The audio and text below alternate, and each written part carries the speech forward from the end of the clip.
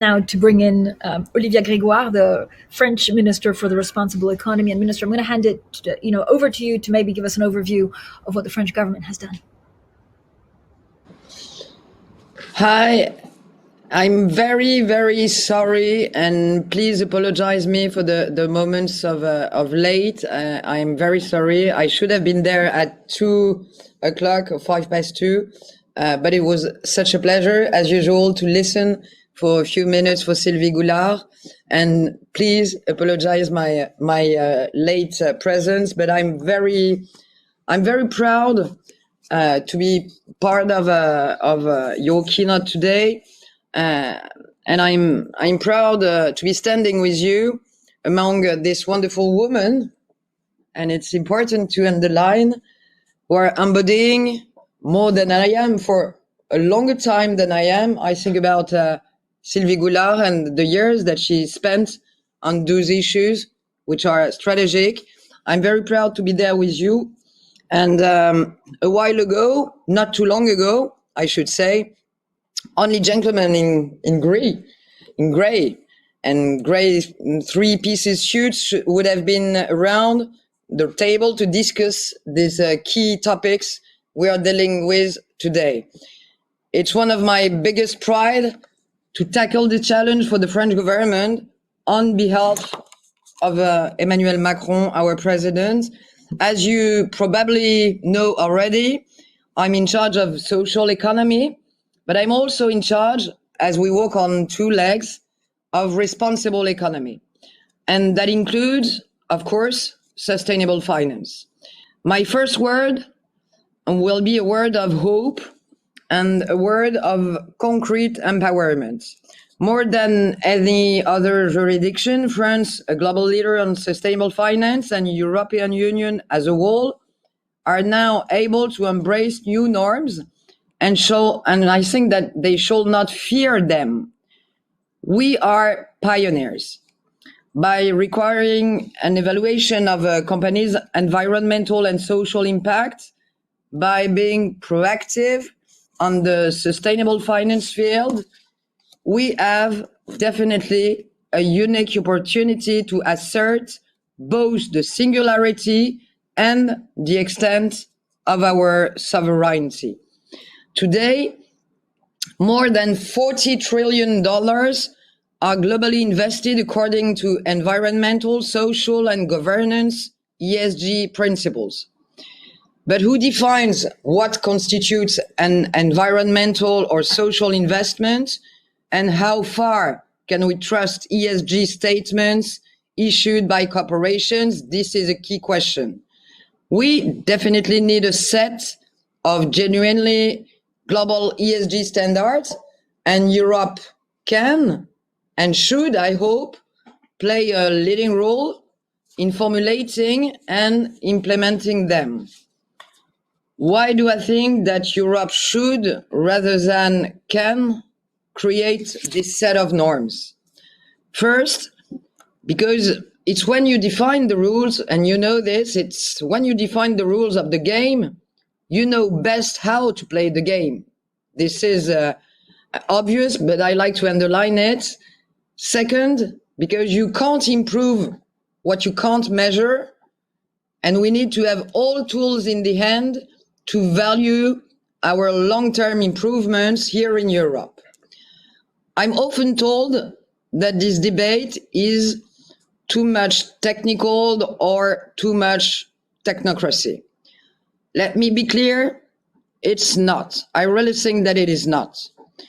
It's a strategic debate. It's a debate regarding geopolitics, regarding culture, regarding our future, and the one we want to build for the upcoming workers and the whole society. Leadership is about anticipating, and if we want a carbon neutral economy by 2050, the rules are bound to get shorter, notably regarding climate. Companies that don't anticipate this key challenge will soon be in big trouble.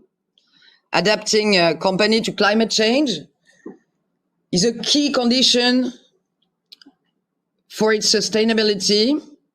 And I'm not talking about the long term. I'm talking about the very medium term and maybe, sadly, even the short term. The European Union has set itself an ambitious greenhouse gas emission reduction target, more than 50% by 2030. 2030, it's less than 10 years. It's tomorrow, and sometimes I think it's nearly happening quite today.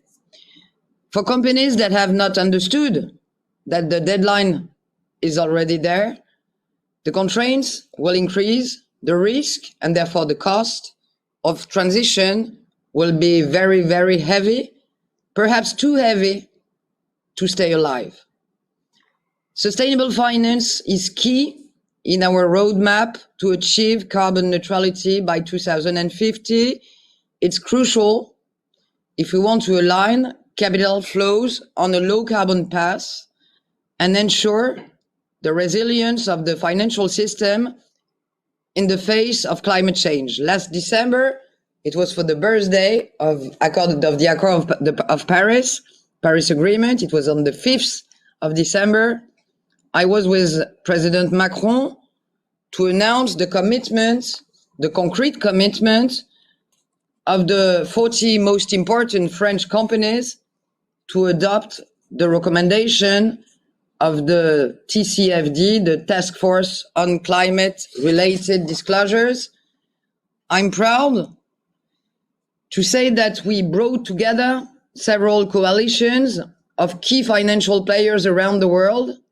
For 1 hour and a half, we talked about data, about free access to quality information. Attendance were unanimous. Information and transparency are the cornerstone of our war against global warming. And we need European stakeholders who are not only highly competent, but also ahead of time on the topic. I can tell you and I can assure you it's a key priority for France, and we're working hard day and night to make finance more sustainable and more responsible at the French, of course, but also at the European and global levels.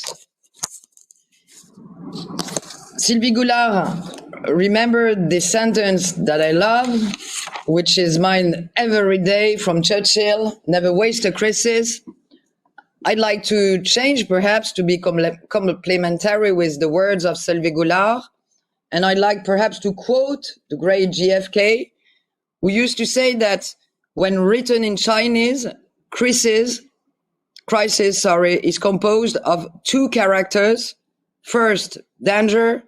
Second, opportunity. We only have 10 years to halve the greenhouse gas emissions curve. Things are on the move. Today, we are doing things that were just unbelievable 5 years ago.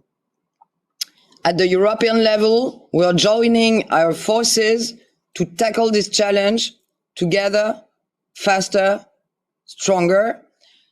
So thank you for my inviting me at the keynote. Sorry for my late presence, and I'm very proud to share a moment and a few reflections with you on these strategical issues. Thank you very much. Thank you so much. Thank you.